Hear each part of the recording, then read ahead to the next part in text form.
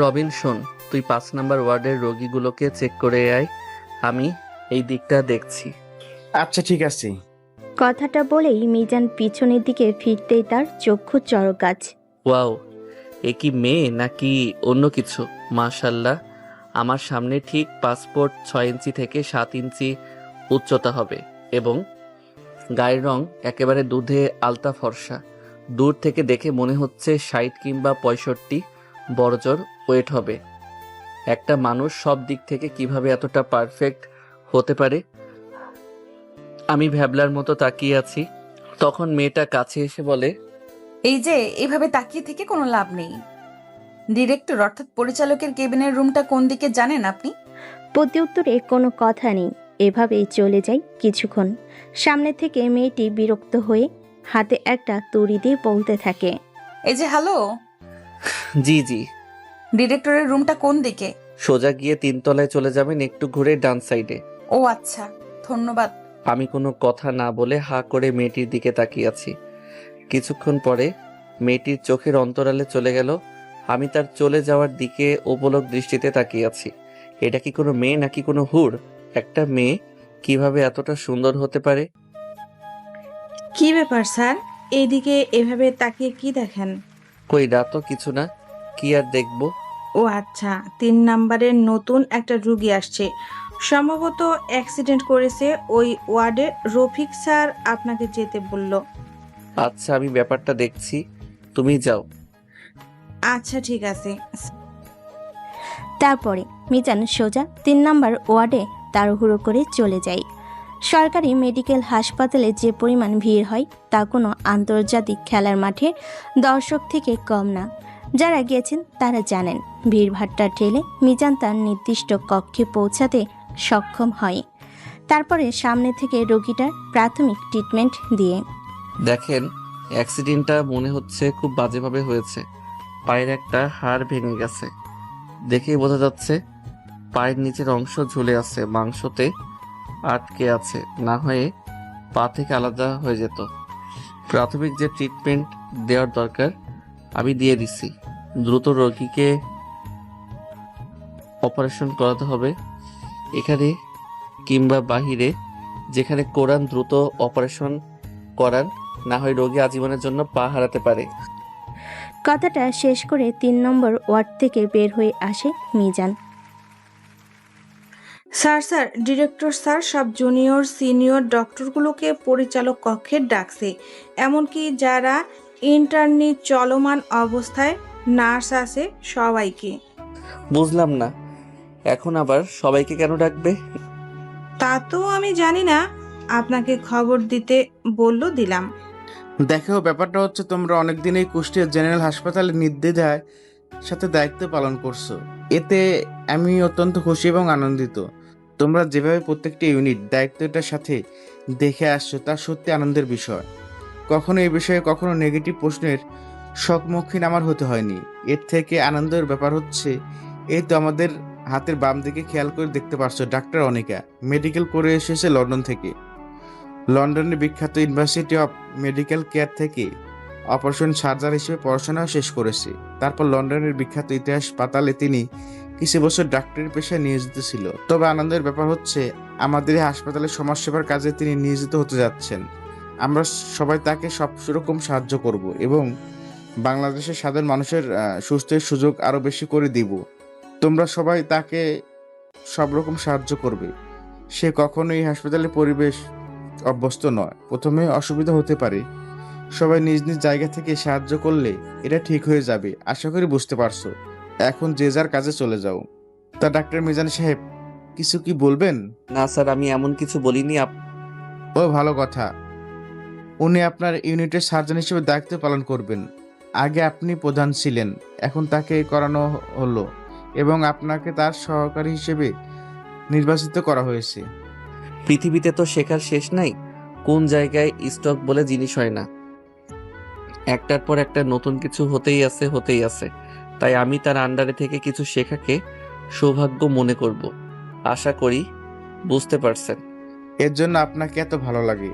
একেবারে নিরস্ত একজন মানুষ। আচ্ছা, আপনারা যান যে যার কাজে। তারপরে যে যার নির্ধারিত কাজে চলে যায়। মিজানও বিড়বিড় করতে করতে নিজের কেবিনে চলে যায়। নিজের কেবিনে যেতেই গা চেয়ারে এলিয়ে দিয়ে বসে পড়েন। লে হালুয়া, মেয়েটা কি পাগল? বলতেছে আমি তোমাকে কিউটের ডিব্বা এইটা ওইটা কেন বলতে যাব? আপনি এত ভালো বাংলা কিভাবে শিখলেন? আপনি না বাইরে পড়ালেখা করেছেন? আমি তো ইন্টার লেভেল পর্যন্ত এখানে পড়ালেখা করেছি। কেন? না মানে স্যার, সরি ম্যাডাম হবে। ম্যাডাম আসলে রবিন স্যার আছে না, বলতে আমার শরম লাগে। উনি আমাকে খালি কিউটি কিউটি বলে। আমি নাকি কিউটের ডিব্বা। অনেক হয়েছে, থামো, আমার কেবিনে নিয়ে চলো। তখন মেয়েটা আমাকে এমন নিজের কেবিনের দিকে নিয়ে যেতে লাগে, মনে মনে বলতে লাগলাম, এ কোথায় সে ফেসে গেলাম রে ভাই, রে ভাই। এই কিউট হয়ে যাচ্ছে আর ওই হা করে তাকায় থাকে, কি একটা ঝামেলা। ম্যাডাম এই তো চলে এসেছি। এটা আপনার কেবিন? তখনই আনিকা কেবিনের মধ্যে ঢুকে দেখে বাম সাইডের একটা চেয়ারে মিজান বসে আছে। এই যে মুনতাহা, আপনি এক কাজ করেন, ওটিতে সব রেডি করেন আর রিধিকে নিয়ে সব কিছু প্রস্তুতি নিয়ে নেন। 1 ঘন্টা পরে অপারেশন। স্যার হুট করেই এত কাজের চোর কেন? রোগীটা অ্যাক্সিডেন্ট করছে, অপারেশনে যত দেরি হবে তার কষ্ট তত বেশি হবে। আর যেহেতু করতেই হবে, দ্রুত করে ফেলি। ওনার পায়ের রিক্সা যেন না বাড়ে। তখন নার্স মাথা নিচু করে চলে যায় সব কিছু গোছাতে। আর এইদিকে মিজান আনিকার দিকে তাকাতে পারতেছে না। যে আনিকা অন্যদিকে তাকায়, চোখ ব্যাকা করে টেরে টেরে তাকে দেখে, আবার মুখ ঘোরালেই এমন ভাব করে যে সে কিছু দেখে তো দূরের কথা, ওদিকে তাকায়নি। এভাবে 10 মিনিট চলে যায়। কি ব্যাপার মিজান সাহেব, এভাবে চুরি করে তাকান কেন? এখানে কি চুরির কোনো জিনিস আছে নাকি? না মানে এভাবে কাঁপছেন কেন? আমি কি আপনাকে কিছু বলেছি আপনাকে? আসলে বলতে চাচ্ছিলাম, একটু পরে তো অপারেশন, আপনি কি জয়েন হবেন নাকি আমি একাই করব? মিজান এক নিঃশ্বাসে কথাটা বলে ওঠে। আনিকা মিজানের দিকে ভুর কুচকে তাকিয়ে বলে ওঠে, তাই নাকি? এইভাবে চুরি করে দেখি কি কেউ এসব বলে নাকি? তা আপনি আসার সময় এভাবে হা করে তাকিয়েছিলেন কেন? কথাটা শুনে মিজান একটু হকচকিয়ে ওঠে। কই না তো, এমন কিছু তো নেই, হয়নি। আপনি বিষয়টা ভুল বুঝতেছেন। হ্যাঁ, সব কিছু রেডি করেন, আমি অপারেশনটাতে থাকবো। আচ্ছা। এভাবে চলে যায় প্রায় 1 ঘন্টা। এই রোগীর বাড়ির লোক কে আছেন?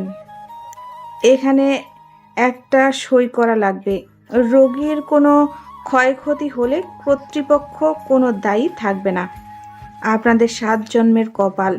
এমনিতেই অপারেশনের বিভাগের প্রধান ডাক্তার মিজান চৌধুরী থাকবে এবং তার সাথে উচ্চ পর্যায়ের লন্ডন থেকে পড়ালেখাকৃত ডাক্তার আনিকা থাকবে। উনি ডক্টরি পাশের দুইটা ওয়াট পেয়েছে। 100 টাকা দিয়েও এমন ডক্টর পাবেন না। রোগী আশ্বস্ত হয়ে অপারেশন বনি সই করে দেয়। তারপর আনিকা আর মিজান অপারেশন থিয়েটারে চলে যায় অপারেশন করার উদ্দেশ্যে। তা মিজান সাহেব, ব্যাক সাইডে অবশ করার ইঞ্জেকশনটা করে দেন। নিদম্বে আমি ইনজেকশন করতে পারবো না, আমার লজ্জা লাগে আপনার সামনে। মানে কি, এখানে কি কৌতুক চলতেছে? যাই হয়ে যাক, আমি পারবো না। দেখেন, অপারেশন থিয়েটারে মাথা গরম করবেন না কিন্তু।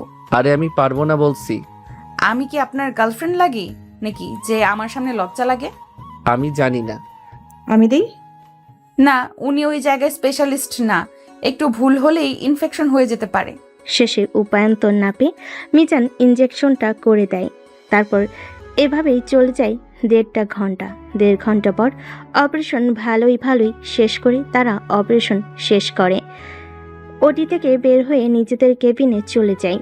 আপনাদের বোঝার সুবিধার্থে বলে রাখি, যারা অপারেশন বিভাগীয় ডাক্তার তাদের নির্দিষ্ট একটা কক্ষ থাকে যেখানে তারা পোশাক পরিধান এবং রেস্ট করতে পারে। সবার জন্য আলাদা আলাদা রুম নির্ধারিত থাকে, কিন্তু পেশেন্ট দেখার সময় নিচেই একটা ওয়ার্ডে অনেকগুলো ডক্টর একসাথে বসে দেখে। আশা করি ব্যাপারটা বুঝতে পারছেন। ওই দিনটা বেশ ভালোভাবেই চলে যায়। এভাবেই দেখতে দেখতে একটা মাস চলে যায়। এই এক মাসে মিজান ডক্টর আনিকার কাছ থেকে কেমন পালিয়ে বেড়ায়। তার যেন আনিকাতে অ্যালার্জি। ডক্টর আনিকা এই ব্যাপারটা খুব এনজয় করে। একদিন রবিন শোন, তুই 5 নাম্বার ওয়ার্ডের রোগীগুলোকে চেক করে আয়,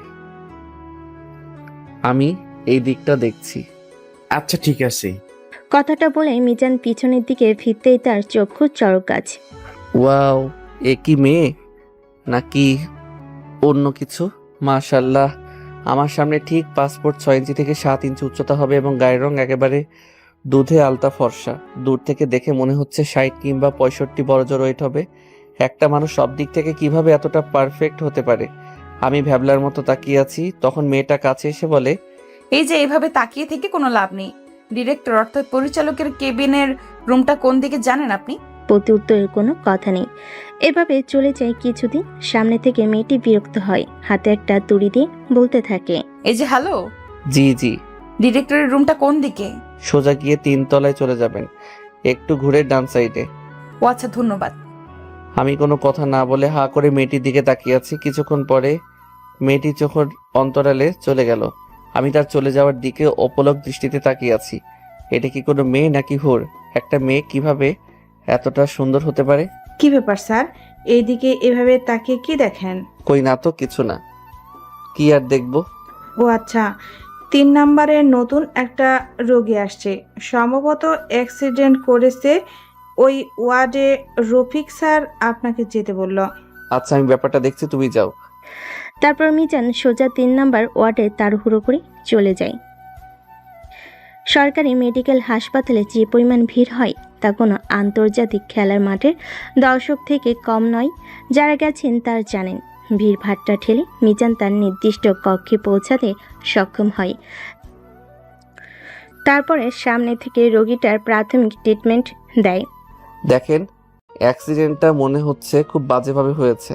পায়ের একটা হাড় ভেঙে গেছে, দেখেই বোঝা যাচ্ছে পায়ের নিচের অংশ ঝুলে আছে, মাংসতে আটকে আছে, না হয় পা থেকে আলাদা হয়ে যেত। প্রাথমিক যে ট্রিটমেন্ট দেওয়ার দরকার আমি দিয়ে দিচ্ছি। দ্রুত রোগীকে অপারেশন করাতে হবে, এখানে কিংবা বাহিরে যেখানে করান দ্রুত অপারেশন করান, না হয় রোগী আজীবনের জন্য পা হারাতে পারে। কথাটা শেষ করে 3 নাম্বার ওয়ার্ড থেকে বের হয়ে আসে মিজান। বুঝলাম না, এখন আবার সবাইকে কেন ডাকবে? কি রে, তোর কাহিনীটা তো বুঝলাম না। তুই অনিকা ম্যাডামকে দেখলে এরকম পালিয়ে বেড়াস কেন? কই না তো। থাক, এত আর সাধু সাজা লাগবে না। আরে ভাই, ওর সামনে গেলেই আমার কেমন হার্টবিট বেড়ে যায়, বুকের মধ্যে ধক ধক করে, কেমন যেন শরীরটা অসাড় হয়ে যায়, মাথা কাজ করে না, কি দিয়ে কি করব কিছু বুঝতে পারতেছি না, ওর চোখের দিকে তাকাতে পারি না। আরে মিজান, তুই আবার বাচ্চা হলি নাকি? ছোটবেলার প্রেমে পড়লে এরকম হতো। মায়াটার দিকে তাকায় দেখলাম না, লজ্জায় ওরে আমার লজ্জাবতী বধূ, লজ্জাবতী রে। তুই আমার এই খারাপ অবস্থা দেখে মজা নিচ্ছিস? আরে না, আমি কি মজা নিতে পারি? হাজার হলে 10টা না 5টা না, একটা মাত্র বন্ধু আমার। কি করব বলতো? ম্যাডাম রে গিয়ে বলে দে। বাইরে ভাই, মুখটা দেখতে যতটা মায়াবী, ভিতরটা অ্যাটম বোম, একটা কটকটি টাইপের বোম রে। এতটা অহংকারী রাগী একটা মানুষ কি করে হতে পারে? শুধু কি তোর কাছে রাগী বা অহংকারী মনে হয়? বুঝলাম না হঠাৎ এই প্রশ্ন। না, আমার কাছে এখনো এমন মনে হয় নাই। ম্যাডামের ব্যবহারটাই অত্যন্ত ভদ্র এবং নর্ম টাইপের। তাহলে কটকটিটা আমার সাথে এমন করে কেন? তুই কি করবি? ম্যাডামের চোখে মনে হয় তুই কুদরতিতে পড়ে গেছিস। যত সব কথাবার্তা বলবি না, নাকে ঘুষি বেড়ে না করে দিব। তুমি বোঝাচ্ছি কি আর তুই বুঝছিস কি? বল। ওরে দেখলে আমার হার্টবিট দক দক করে, ধপ ধপ। নরম কর। করতে রবিনের নিচের 2 হাত দিয়ে 2 গালে ঠাস করে থাপ্পড় লাগিয়ে দেয়। বন্ধু, এটা হলো নাইজেরিয়ান থাপ্পড়, কেমন লাগলো? রোগীর খেতায় আগুন। কথা ঘোরানোর চেষ্টাই করবি না। আমার ভালোবাসার যদি তুই সাহায্য না করিস, তোর ভালোবাসা আমি পেট্রোল ঢেলে আগুন ধরিয়ে দিব। বন্ধু রে, এখনো বিয়ে করিনি, সবেমাত্র সুখের সংসার শুরু হয়েছে। এভাবে তুই আগুন ধরায় দিস না। আমার সংসারে সাহায্য না করলে তোমার সংসার আমি করতে দেব না, সোনা। আরে যে পরিমাণ রাগি রে ভাই, বলতে গেলে জুতা দিয়ে মারবে। ডক্টর হয়ে এখন জুতার বাড়ি খাইতে পারবো না। কে যেন একটু আগে বলছিল অনেক নরম ভদ্র আরো কত কি। আর তোরে রাগানোর জন্য বলছিলাম, কিন্তু বাস্তবতা প্রথমে যেমন দেখানো ধুরু দেখায় গেল তেমন না। আমি এত কোনো কথা জানি না। তুই যদি না সাহায্য করছিস আজ, তাহলে আমাকে দেখিস আজকে যদি তোর মেডিকেল লাইফের প্রিয়াঙ্কার কথা যদি না বলে দিছি, তাহলে তোমার নার্সকে তাহলে দেখে নিও। প্রিয়াঙ্কারে চিনলাম না, সরি, রং নম্বর। 0179528 রাইট নাম্বার। ওইটাই তোমার এক ছিল, যার সাথে তুই সারাক্ষণ চিপায় আটকে থাকতে। আমি শুধু গিয়ে মিষ্টি করে বলবো, ওগো ললনা, তুমি কি জানো তোমার প্রাণের প্রিয় রবিন ছলনা অন্য মেয়ের লগে আগে চিগায় খলনা করতো। মাপ চাই ভাই। কে বলছে সাহায্য করবে না? আমি করব, আমার 14 গোষ্ঠী করবি, এমনকি আমার বাপেও করবি। দিব আমার বাপরে কল। এই না হয় আমার বন্ধু, তোকে নিয়ে আমি গর্ভবতী। ধুরো, গর্ভবত করি। আর কথা বলিস না রে, তোকে গর্ভবতী হওয়া লাগবে না। তোর কথা শুনে আমাকে গর্ভবতী করে ফেলেছিস। না বন্ধু, এমন হয় নাকি? চল তো অপারেশন করে দেখি কয়টা বেবি আছে। হারামি দেখছিস রে, তোর মতো ককটেল হারামি জীবনে দেখি নাই। এই দেখ, এটা আমার পিছন সাইড, এইটা আমার সামনে, এইটা আমার মুখ, আর এই দুইটা আমার হাত। এই যে নাকটা, দুইটা চোখও আছে দেখছি। এ মা, আবার দুইটা কান দেখছি। এটা যে শুনি মনে হয়, আর এটা মাথা। একটু টেনে দেখো তো, বলে নাকি? চাপায় আটকে দিলি তো, এদিন দিন না আমারও দিন আসবে, 2 গুণ প্রতিশোধ নিব আমি। যথাজ্ঞা মেরি পিয়া রাখা বন্ধু, আমার সংসারটা তুমি শুরু করতে দাও। তুমি লজ্জা পেয়ে তুমি যা ইচ্ছা প্রতিশোধ নিও, আমি মুখ বুজে সহ্য করে যাব। বুঝতে পারছি, চল। কেন খাবি না? তোরে না ট্রিট দিতে আনলাম। প্রত্যুত্তরে রবিন চোখ বড় বড় করে তাকায়। হা হা, চল। তারপরে তারা ওখান থেকে সোজা হসপিটালে চলে আসে। ওই দিন আর কিছু বলতে পারে না, এভাবেই চলে যায়। বলবো বলে 3 দিন। আজকে যাওয়ার সময় খাবার নিয়ে যাসনি কেন? তাড়াহুড়ো করে আসতে মন নেই। তাহলে দুপুরে বাইরে থেকে কিছু খেয়ে নিস। আচ্ছা ঠিক আছে মা। বাবা কই? বাবা বের হয়েছে? হ্যাঁ, তোর বাপ একটু আগেই অফিসে গেল। আচ্ছা, সাবধানে থেকো। আচ্ছা রে মা। কথাটা বলে আমি ফোনটা কেটে দিলাম। তারপরে সোজা হসপিটালের উদ্দেশ্যে রওনা দিলাম। সাদ্দাম বাজারে এসে পড়লাম জ্যামে। কিছুক্ষণ জ্যামে আটকে থাকার পরে গাড়িটা ডান দিকে ঘুরিয়ে কুষ্টিয়া মেডিকেল কলেজের সামনে দিয়ে একটু ডানে মোড় ঘুরে হসপিটালে পৌঁছে গেলাম। গাড়িটা পার্কিংয়ে পার্ক করে সোজা ভিড় ঠেলে আমার রুমে চলে গেলাম। সরকারি জেনারেল হসপিটাল হওয়ার কারণে প্রচুর পরিমাণে ভিড়, রাস্তাতে হাঁটার মতো নেই, ঢোকা তো দূরের কথা। তবে এটা ভেবে প্রশান্তি লাগে যে হাজার হাজার মানুষকে সাহায্য করতে পারি, এটাই আমার জন্য প্রাপ্তি। এইটার জন্যই তো ছোট থেকে কষ্ট করে এ পর্যন্ত আসা। আল্লাহর কাছে অশেষ মেহেরবান যে এই সুযোগটা করতে আমাকে সাহায্য করেছেন তিনি। নিজের রুমে এসে কিছুক্ষণ রেস্ট করে কেবিনে চলে গেলাম। কেবিনে গিয়ে বসতেই, কি অবস্থা আপনার? কেমন আছেন? বাবা, সূর্য কোন দিক থেকে উঠছে? কেন? মাঝে মাঝে মনে হতো আপনি ডক্টর না লজ্জাপতি গাছ। হোয়াট? মনে মনে মিজান ভাবে। ব্যাপারটা এমন না, জাস্ট এটা আমার ছোট থেকে রুলস। এই কুটনির কাছে একটা মানুষ লুকাতে পারি না, সব ধরে ফেলে। তে তো হরিতকি কোথাকার। জি, অপারেশন থিয়েটার পর্যন্ত গিয়েও আপনি লজ্জায় আমার চোখের দিকে তাকাতে পারেন না। আমার প্রচুর পরিমাণে হাসি পেত। এই রুলসটা কি শুধু আমার জন্যই প্রযোজ্য? মিনমিন করে কি বলেন? একটু জোরে বললেন, আমি শুনি। বললাম আপনার মতো এত মুখশ্রী কেন মাখানো?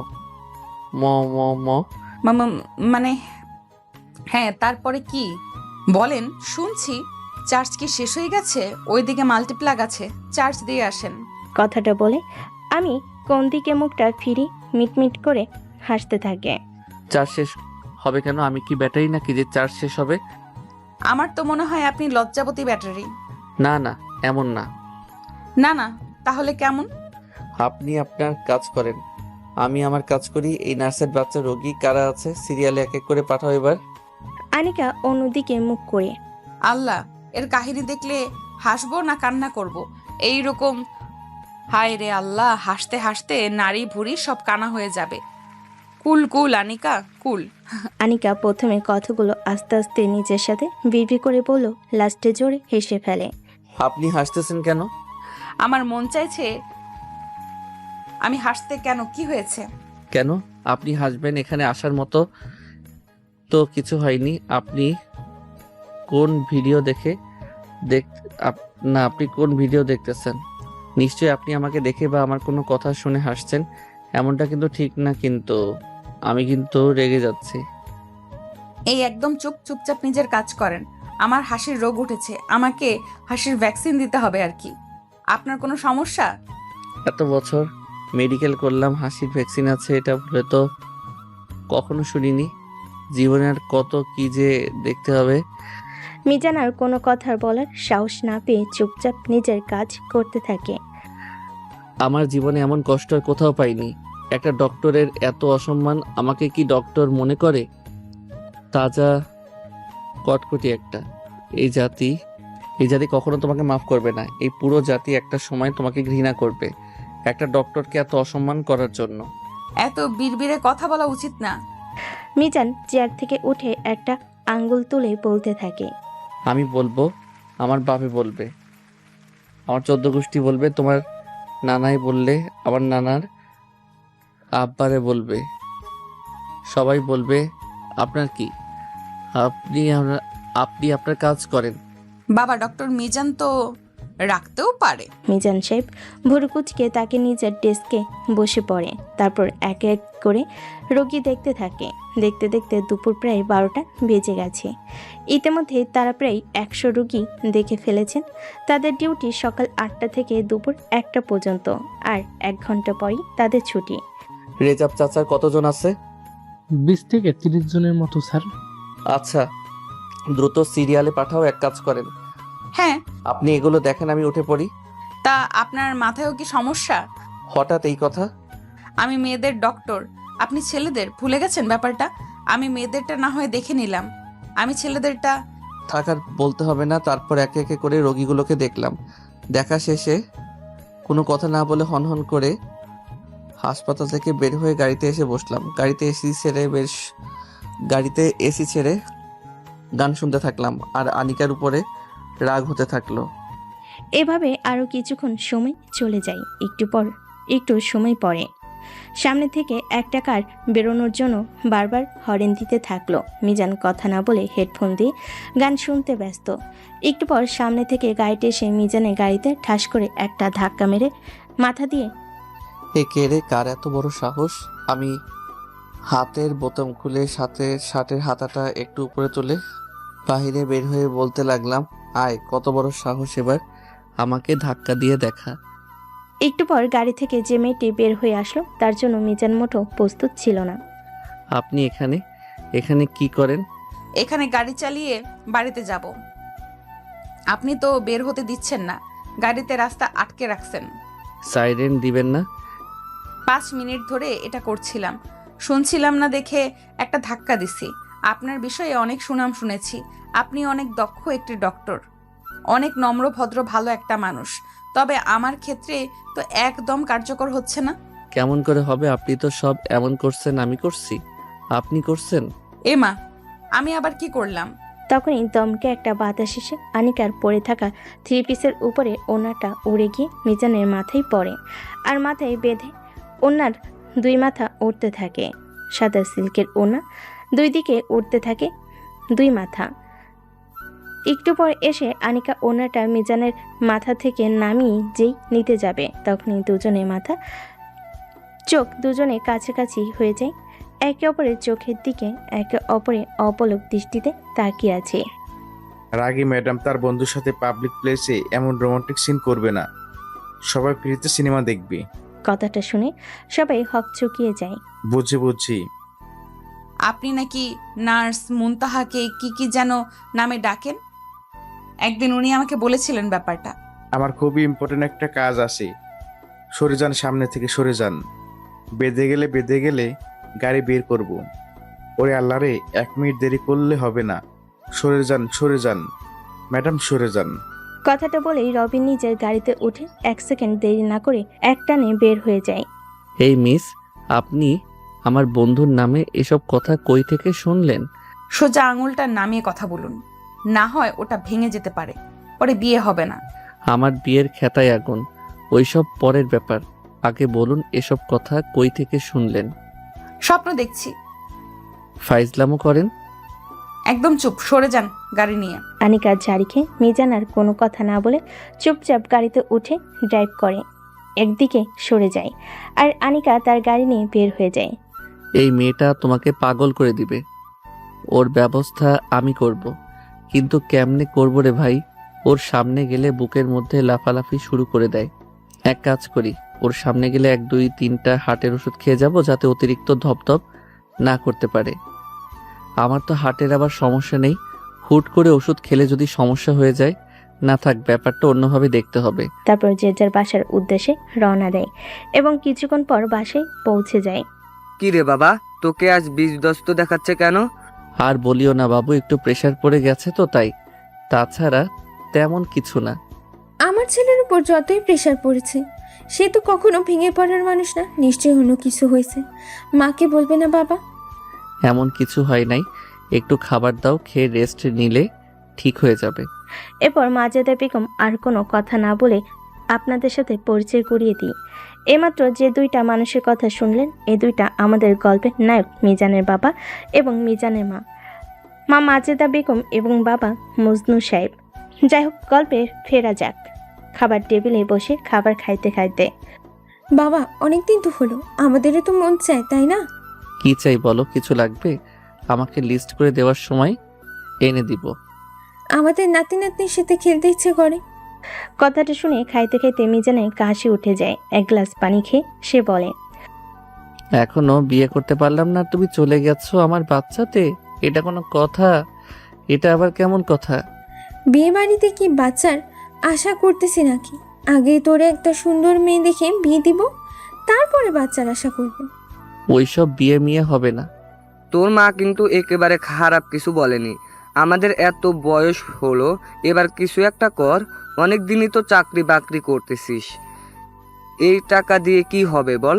টাকার থেকে যদি জীবনে সুখ শান্তিপূর্ণ তা না থাকে, এই আমাকে দেখ, টাকার পিছে ছুটতে ছুটতে সব কিছু হারিয়ে ফেলেছি। একটা সময় জীবন যৌবন সব শেষ হয়েছে, তখন টাকা রয়েছে আমার, কিন্তু যৌবনের যে সময়ের সুখ শান্তি, সেটা কি টাকা দিয়ে আর পূরণ করতে পেরেছি বাবা? না, পারিনি। তাই আমি চাই না আমার ছেলের এই পরিণতি হোক। আমি তো বলতেছি না বিয়ে করব না, আমাকে কিছুদিন সময় দাও, আমি নিজেকে আর একটু গুছিয়ে নিই। কথা বলতে বলতে 2 বছর কাটালি, এর শেষ কবে বলতে পারিস? তোর যদি কোনো পছন্দের মেয়ে থাকে বল, আমরা কথা বলি। এভাবে ঘুরোনো ফেরানোর কি আছে? না বাবা, পছন্দের মেয়ে থাকলে তো আগেই বলতাম, ওরকম কোনো কিছু না। তুমি আমাকে আর 3টা মাস সময় দাও, এরপর আমি যাই হোক একটা সিদ্ধান্ত জানাচ্ছি। এরপর যেন সিদ্ধান্ত সম্মতির লক্ষণ দেখি, না হলে ভালো হবে না কিন্তু। তুমি আমাকে থ্রেট দিচ্ছ? যা ভাববি সেটাই। ট্রেড মনে করলে ট্রেড। এখন তোর কি মনে হয় আমার বেটার বউর জন্য আমি সব করতে পারি? বিয়ে না হইতে হইতে বউ বউ করছো, বিয়ে হলে কি করবে বলো? চুপচাপ থাম, খাবার খা, পরের কথা পরে দেখা যাবে। যখন সময় চাইলেই দিলাম, তবে সম্মতির লক্ষণ যেন পায়। তারপর সে খাবার খেয়ে ঘুমাতে যায়। পরের দিন যৌথ নিয়মে সে হাসপাতালের উদ্দেশ্যে রওনা দেয়। হাসপাতাল পৌঁছে নিজের রুমে গিয়ে একটু রেস্ট করে কেবিনে চলে যায়। একটু পর আস্তে আস্তে সবাই আসে। এরই মাঝে হুট করে, এ কি স্যার, আপনি এই ওয়ার্ডে? আপনার কি কেবিন চেঞ্জ হলো? না, তেমন কিছু না, একটু কাজ আছে। তাড়াহুড়া করিয়েন না, সবাই সিরিয়াল দেন। নার্স ওইদিকে সাধারণ পাবলিকের সিরিয়াল ঠিক করতে ব্যস্ত হয়ে যায়। এইদিকে রবিনের এই সময় ওয়ার্ডে আসা দেখে মিজান অনেকটা অবাক হয়ে যায়। সে তার দিকে পুরো কুচকে তাকায়। কি ব্যাপার, রবিন সাহেব এখানে? আপনার সাথে কিছু কথা ছিল। খুব গুরুত্বপূর্ণ কথা নাকি হঠাৎ এই রুমে? আসলে একটু গুরুত্বপূর্ণ। ও আচ্ছা, বলে ফেলেন। কথাটা হচ্ছে ম্যাডাম, আমার বন্ধু আছে না, বুঝলে আসলে সে আপনাকে খুব পছন্দ করে ভালোবাসে। অনেক দিন ধরে বলবো বলবো করে বলতে পারেনি। আপনি যদি তাকে থামেন আপনি, সেই বন্ধুটা কে? আসে একজন তা তো বুঝলাম, কেউ আছে, বলবেন সে বন্ধুটা কে? অন্যদিকে মিজান তার ইশারা করে বোঝানোর চেষ্টা করে যেন তার কথা না বলে। একদম আমার কথা বলবি না। বলতে বলছি। ও আচ্ছা, এই ব্যাপার। আপনি একজন অনার্ড ডক্টর, তাই থাপ্পড়টা দিলাম না। ব্যাপারটা খারাপ দেখা যায়। এটা প্রথম এবং শেষ। এরপরে যেন এমন কথা না শুনি। আপনি এবার থামবেন না, আমি খারাপ ব্যবহার করব। আম্মু তুমি এখানে? হ্যাঁ রে মা, বাসায় অনেক জেদ ধরছিলাম, তাই ওকে আর বাসায় রাখতে পারলাম না। এখানে তাই মাটা আমার। তা কত মিস করছিলে, তাই নাকি? চলো তাদের সাথে পরিচয় করিয়ে দিই। অনিকা উঠে গিয়ে মিজানের কেবিনের সামনে দাঁড়ায়। ডক্টর মিজান সাহেব, হ্যাঁ। মুখটা বন্ধ করেন, মশা ঢুকে যাবে। এটা আমার মেয়ে প্রিয়া। অসম্ভব, ইম্পসিবল। কিভাবে, কি, কখন? আজ থেকে 2 বছর আগে। এটাই পসিবল। আপনাকে তো দেখলে বোঝা যায় না আপনি বিবাহিত। চোখের সামনে অনেক কিছুই বোঝা যায় না, কিন্তু বাস্তবে তো সত্য সত্যই হয়। আপনারা এত লেখাপড়া করে এই পর্যন্ত আসছেন, এত কিছু সাধারণ নলেজ নেই। এতটুকু সাধারণ নলেজ নেই, বিয়ে না করলে বাচ্চা কই থেকে আসবে আমার? আসলে ব্যাপারটা এমন না বাবারা, ব্যাপারটা হচ্ছে আমু থামো তুমি, এনাদের মাথায় সমস্যা মা। মিজান আর কোনো কথা না বলে চুপচাপ কেবিন থেকে বেরিয়ে বাইরে চলে আসে। পাশাপাশি রবিনও। স্যার ওটিতে ইমার্জেন্সি রোগী এসেছে। ম্যাডাম আছে, তাকে দিয়ে সব দেখতে বলো। অতি উত্তরে নার্স আর কোনো কথা বলে না। দুজন হাসপাতাল থেকে বের হয়ে একটু হেঁটে সামনে মেডিকেল কলেজের ভিতর ঢুকে একটা লিচু গাছের নিচে বসে পড়ে। কিরে, এত তাড়াহুড়া কিসের? কেউ আসে? প্রতি উত্তরে রবিনের দিকে চোখ বড় বড় করে তাকালো মিজান। সমস্যা কি দেখবি? এমন মারা মাইট দিব রে, কাউরে দেখাতে পারবি না। এত বছর পর কাউরে মনে ধরলো, আর এইভাবে মনটা ভেঙে গেল। মন খারাপ করে লাভ আছে? বউয়ের সাথে বাচ্চা ফ্রি। আমার হাতে কি তুই মাইর খাবি? দেশে কি মেয়ের অভাব পড়ছে? একটা গেলে হাজারটা আছে, তার জন্য এরকম করতে হবে? মাইয়া নাই রে, একতরফা হোক বা দুই তরফা। কিছু কিছু মানুষ তাদের জীবনের ভালোবাসা পাল্টাতে পারে না, অন্যদের মতো একটার পরে আরেকটা ভালোবাসতে পারে না। একটা ছেলে কখনো আমি তার প্রথম ভালোবাসাকে বলতে পারে না রে, আর আমি ওর মায়ায় আটকে গেছি।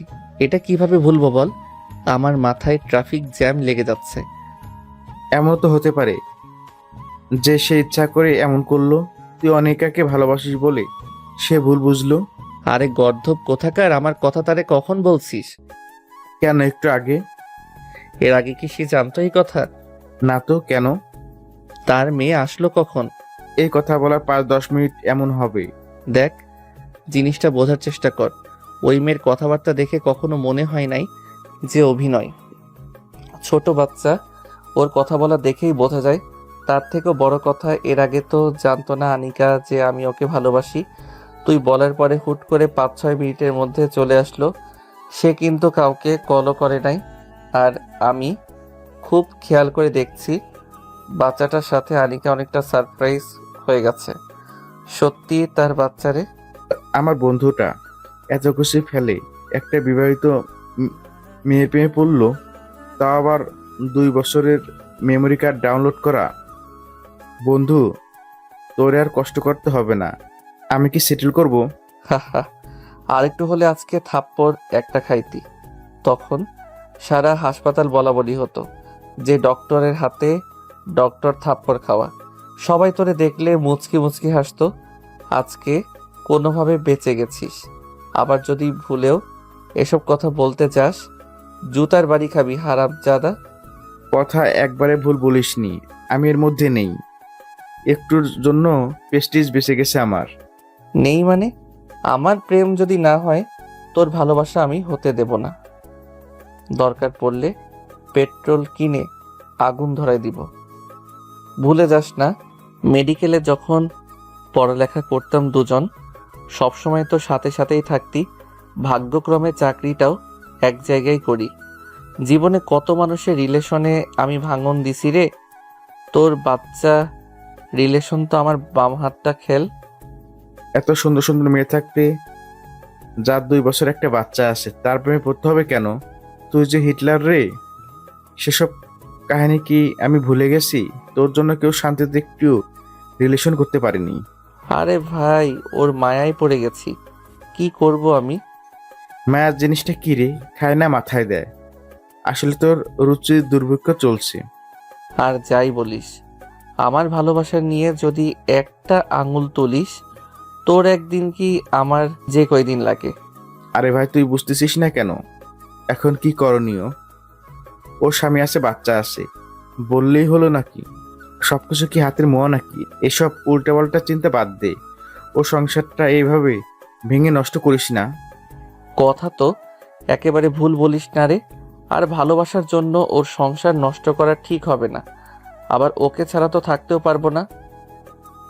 দেখা যাক কি হয়। এখন কি করবে তুমি? ভাবতেছি বাসায় যাব। হাসপাতালে যাবি না? অনেক রোগী আছে তো। আমাদের 3 নম্বর ওয়ার্ডে আমরা তো 3জনই দেখাশোনা করি। ডাক্তারগুলো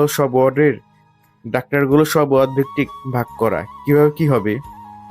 আমার মনের অবস্থা খুব একটা ভালো না রে। তুই যা, আজকের দিনটা কষ্ট করে অনিকার সাথে কন্ট্রোল কর। কালকে থেকে আমি দেখবো ব্যাপারটা। যাই হোক, এই ব্যাপারে টেনশন করিস না। আমি আঙ্কেল আন্টির সাথে কথা বলবো, একটা ভালো মেয়ে দেখে দিব। মন মেজাজ ভালো না, এসব উল্টাপাল্টা কথা বললে কিন্তু রাগ হয়ে যাবে। ওরে আমার ভালোবাসার সাগর রে, তো সাগরে আমি হিসু করে দিব। বিয়ে করবা না, কয়দিন পরে বিবাহিত মেয়ের উপর তুমি টাসকি খাও আর ছেঁকা খেয়ে ব্যাকা হয়ে যাও। এইসব আবেগ দিয়ে বাস্তবতা চলে না। শালা, তুই আগে বিয়ে কর। আমার তো সবকিছুই রেডি, খুব দ্রুত কাজ শুরু করে দিব। আচ্ছা, আমি হাসপাতাল দিকে যাই, তুই এক কাজ কর, বাসার দিকে যা। তারপরে তারা দুজন হেঁটে হসপিটালের পার্কিং সাইডে আসে। মিজান তার গাড়ি বের করে নিয়ে বাসার দিকে রওনা দেয়, আর রবিন ওই জায়গা থেকে তাকে বিদায় দিয়ে সে তার ডেস্কে চলে যায়। তারপরে সে তার কেবিনে বসে রুগী দেখতে থাকে। এভাবেই কিছুক্ষণ চলে যায়। কি ব্যাপার রবিন সাহেব, আপনার বন্ধু মিজান কোথায়? ওর শরীরটা খুব একটা ভালো না, বাসায় চলে গেছে। কি ব্যাপার, আপনি হাসলেন কেন? হাসি আসলে আমি কি করব, রোগী দেখেন। আরে মেয়ে না, রিক্সার হরেন একটু পর পর পক পক করে খালি হাসে। না না, আমি ট্রাকে হরেন। তারপরে তারা দুজন রুগী দেখতে থাকে।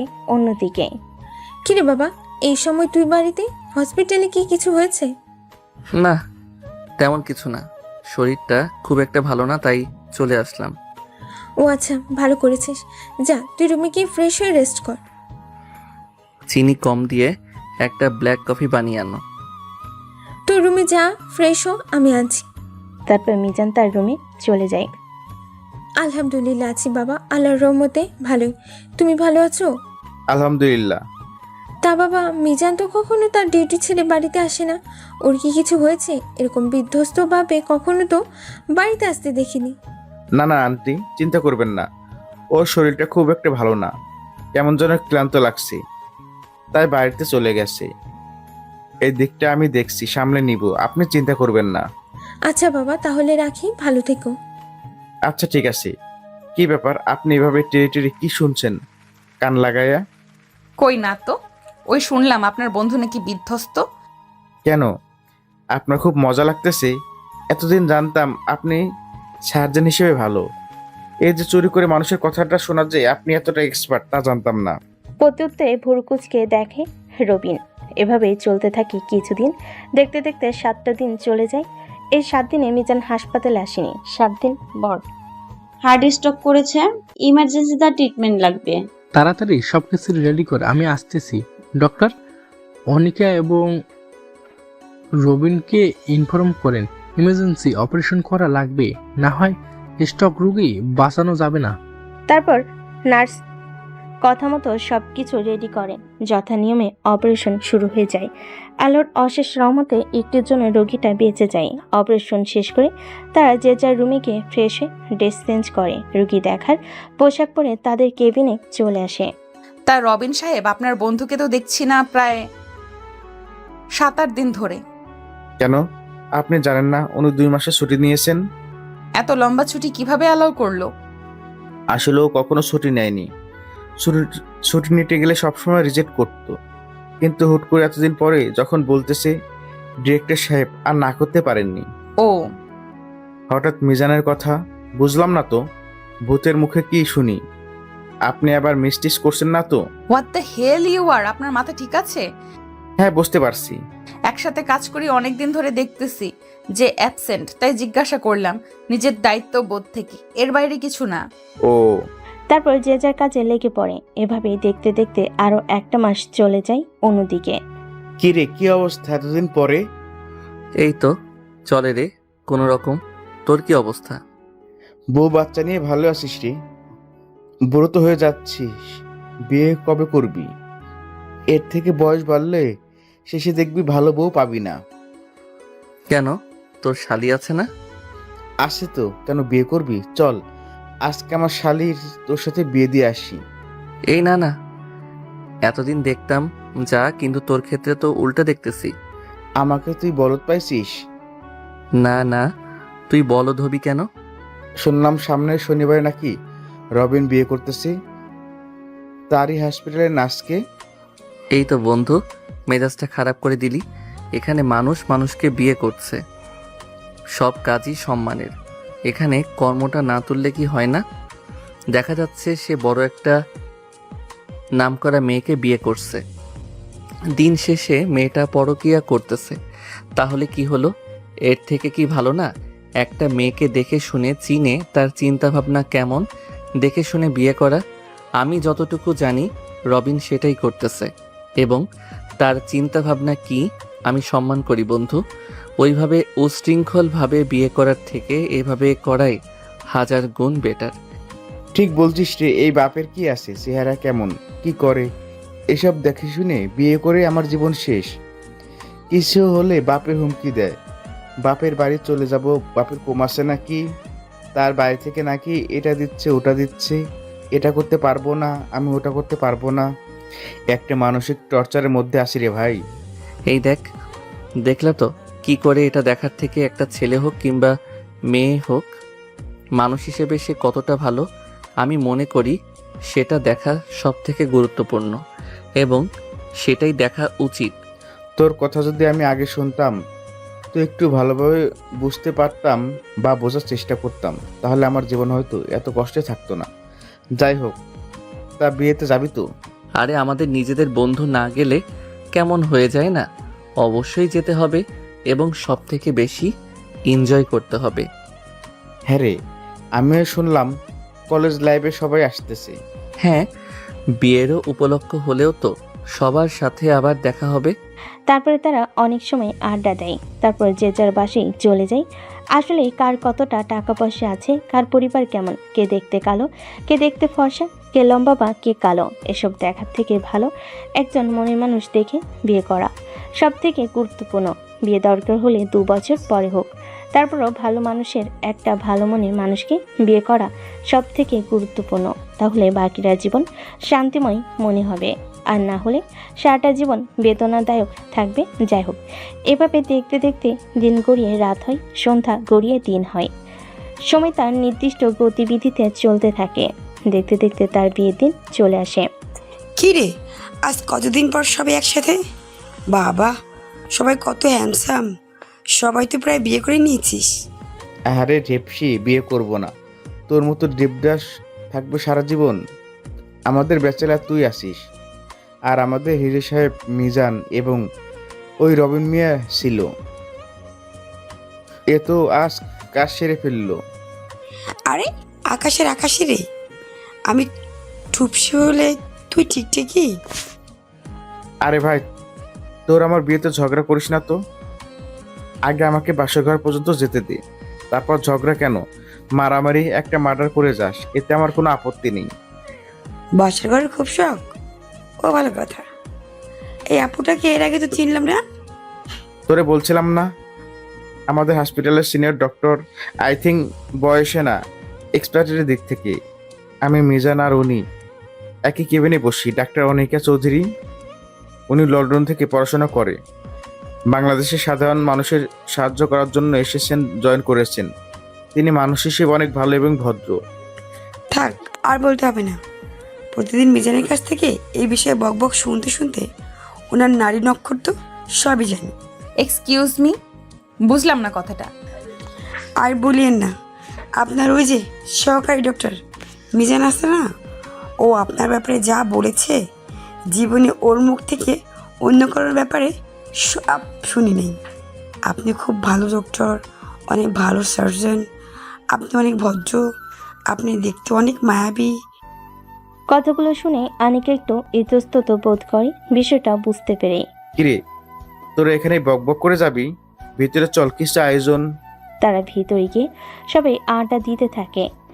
নামে প্রাইভেট কার থেকে কালো কালারের প্যান্ট, হালকা সাদা কালারের শার্ট, কালো কালারের কোট, কালো কালারের বেল্ট, হাতে রোলেক্সের ঘড়ি, কালো জুতা, কালো কালারের সানগ্লাস পরে যেমন পাসপোর্ট 6 ইঞ্চি উচ্চতা তার, তেমনি জিম করা বডি। এই ড্রেসে গাড়ি থেকে নেমে হেঁটে আসতেছে। হাঁ করে সবাই তার দিকে তাকিয়ে আছে। এভাবে হেঁটে সবার কাছে আসতেই, কিরে শালা, বিয়ে জামান না তোর? কেন? বিয়ে তোর আমার হবে কেন? তুই যে গেট আপটা দিছিস রে ভাই, আমার বউ দেখলে তোর না জানি বিয়ে করতে চায়। খবরদার তার সামনে যাস না।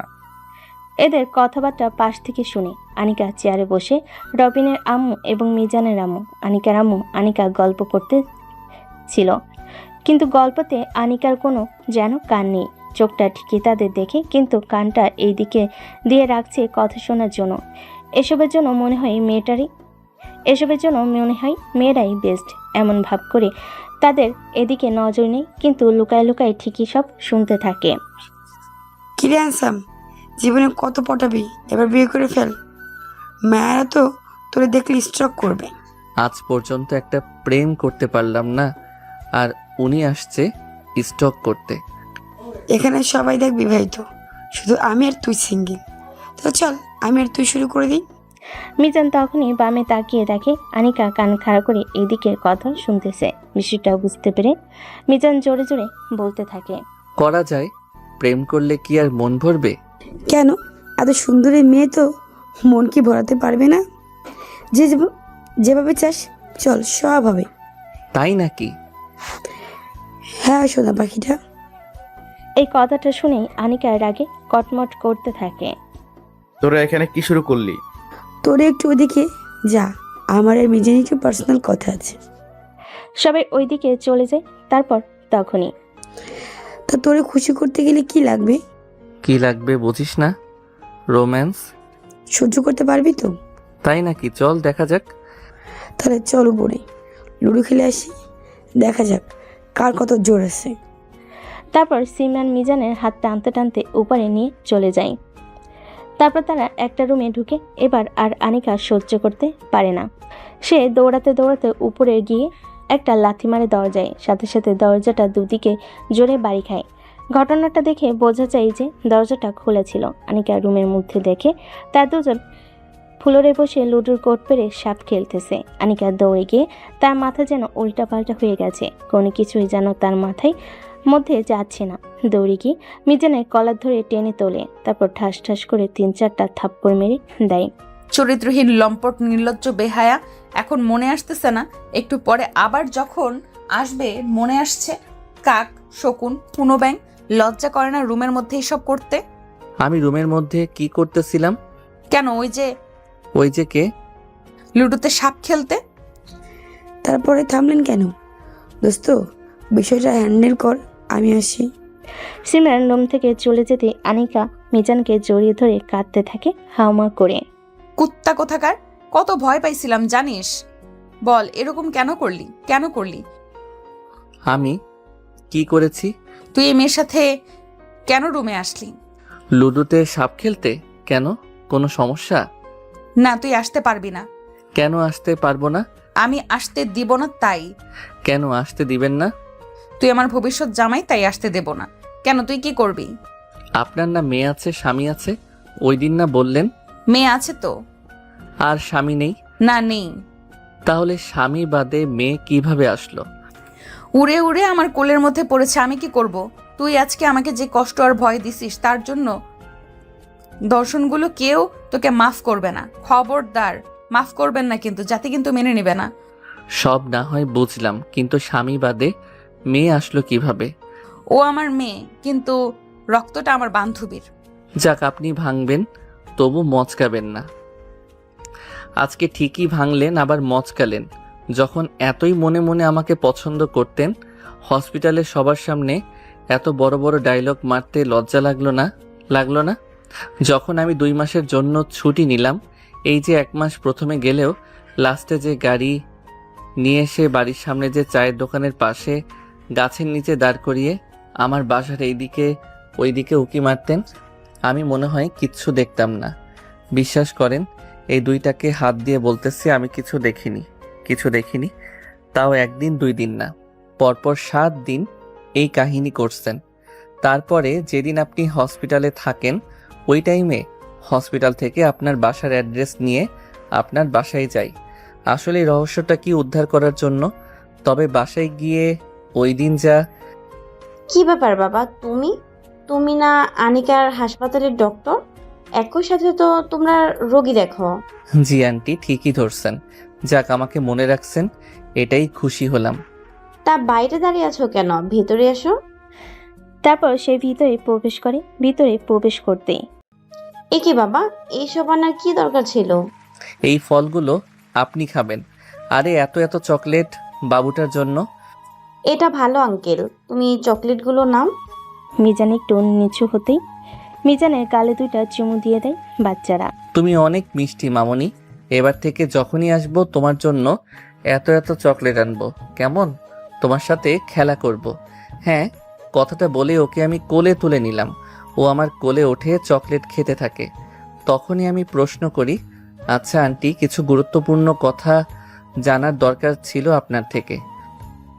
বল বাবা, কি দরকার?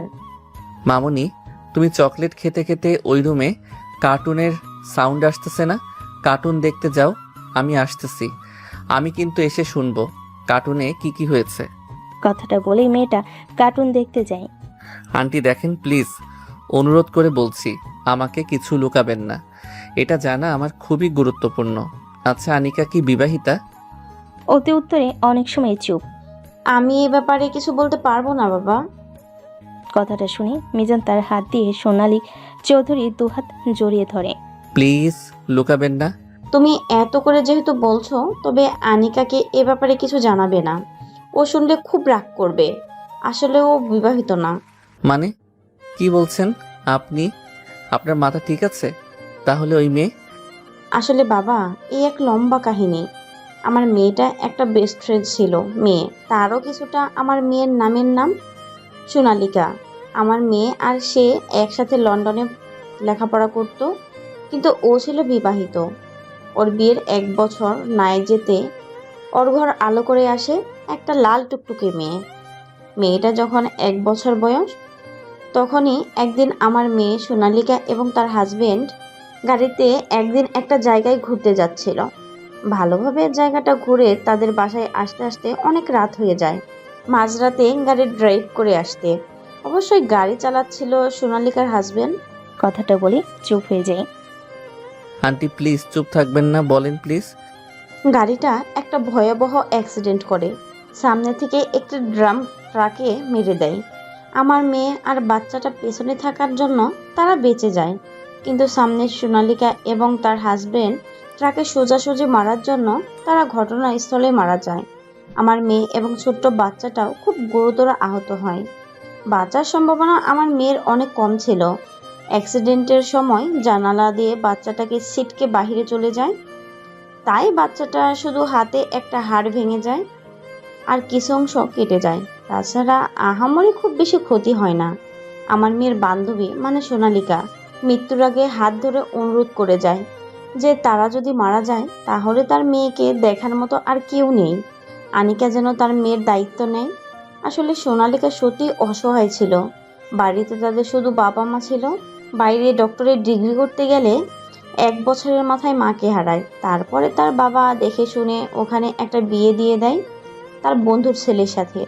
তার 1.5 বছরের মাথায় তার মায়ের শোকে তার বাবাও চলে যায় একাকিত্ব সহ্য করতে না পেরে। তাই তার মেয়েকে দেখার মতো কেউ নেই। আর আমার মেয়ে ওখানে সোনালিকার ভরসাতেই পড়তে গিয়েছিল। ওখানে আমাদের আপন বলতে তেমন কেউ ছিল না। যত সাহায্য, ভিসা প্রসেস সকল কিছু সোনালিকা করে দেয়। তারে এক অপরকে নিজেদের রক্তের থেকেও বেশি কিছু ভাবতো। ওই দিন তাদের হাসপাতালে নেওয়ার আগেই তার হাজবেন্ড মারা যায়। হাসপাতালে নিতে নিতে সেও মারা যায়। এক কথায় ঘটনাস্থলেই তারা মারা যায়। ছোট্ট বাচ্চা মেয়েটাকে আর আমার মেয়েকে হাসপাতালে নিলে অনেক কষ্টের পরে তারা আল্লাহর অশেষ রহমতে জীবন ফিরে পায়। তারপর থেকেই ছোট্ট পিচ্চিটারে আমার মেয়ে তার নিজের মেয়ের বলে গ্রহণ করে নেয়। কখনো তার মায়ের অভাব বিন্দু মাত্র বুঝতে দেয়নি। আমরাও তাকে নিজের পরিবারের একজন ভেবেই আপন করে নেই। আমাদের জন্য চোখের মণি সে। কথাগুলো যেন মিজানের বিশ্বাসই হচ্ছে না। তার চোখ যেন ছানা বড়া, মাথা যেন চেপে আসতেছে। অনেক সময় চুপ থেকে ও আচ্ছা আচ্ছা আন্টি থাকেন। আপনি এই মাত্রই না তুমি আসলে, চলে যাচ্ছ? আবার পরে দেখা হবে। বাচ্চাটার সাথে দেখা করে যাও। আমি খুব দ্রুত আসব। ফ্ল্যাশব্যাক। নির্লজ্জ চোর কোথাকার বদমাইশ, লুকিয়ে লুকিয়ে এত কিছু করছো আর আমাকে জানতে দাওনি। তুমি এত লুকিয়ে চোরের মতো আমার বাড়ির সামনে এসে আমাকে দেখার জন্য উকি মারতে। এতই যদি ভালোবেসে ফেলেছো তাহলে যখন আমি প্রকাশ করতাম এত ভাব না মারলে কি হতো? আবার একদিন বলেই এটা আমার মেয়ে বুঝিয়ে বললে কি হতো? বলে কি আমার হাজবেন্ড আছে। হাজবেন্ড ছাড়া কি মেয়ে হয়? কেন বলবো না? তোমার ওই ফেস দেখতে আমার অনেক ভালো লাগছিল। আমি মিটমিট করে হেসে মজা নিচ্ছিলাম। একটা জিনিস ভাই আমি বুঝলাম না, তোমরা মেয়েরা ভালোবাসো ঠিক আছে, একটা ছেলে তোমাদের ভালোবাসলে তবে তোমরা এমন ভাব করো যে তোমরা কিছু জানো না, অথচ ভিতরে ভিতরে পোলার জন্য ফিদা। আমাদের মেয়েদের জন্মের সময় এগুলো করার জন্য হার একটা ব্যাকা থাকে। আমরা শত ভালোবাসলেও কখনো প্রকাশ করি না। প্রকাশ করলে দাম কমে যায়। তোমরা নির্লজ্জ, তাই দাম কমে না। আর আমরা প্রকাশ করলে আমাদের দাম কমে না। একটা কথাও বলবি না, আমি যেটা বলবো সেটাই ঠিক। আনিকা মিজানের মুখ চেপে ধরে হাত দিয়ে। মিজান শান্ত হয়ে যায়। তাহলে তুই সবকিছু জেনে শুনেও ওই মেয়ের সাথে রুমে কি করতে আসছিস? কেন, কি করতে আসতে পারি? কি ব্যাপার, তোমাদের কথা কি শেষ হলো? যাক, ভালো সময় আসলি তুই। তোর সাথে আমি এখানে কি করতে আসলাম রে? কেন, কি করতে আসতে পারি? তোমাদের কথা শুনে যা বুঝলাম, কি করতে আসতে পারো তা তোমরাই ভালো জানো। তুমি এখানে এসে কি দেখছো? এসে তো দেখছি তোমরা লুডোতে সাপ খেলতেছো। তারপরে তো এসে বুঝতে পারতেছি না। আরে পাগল মেয়ে, এগুলো তো একটা অভিনয় ছিল। আমার বন্ধুটা বাড়ির সামনে গিয়ে তুমি দাঁড়িয়ে থাকো, তোমার মুখ ফোটে না, তোমার মুখ থেকে কথাগুলো বের করার জন্য।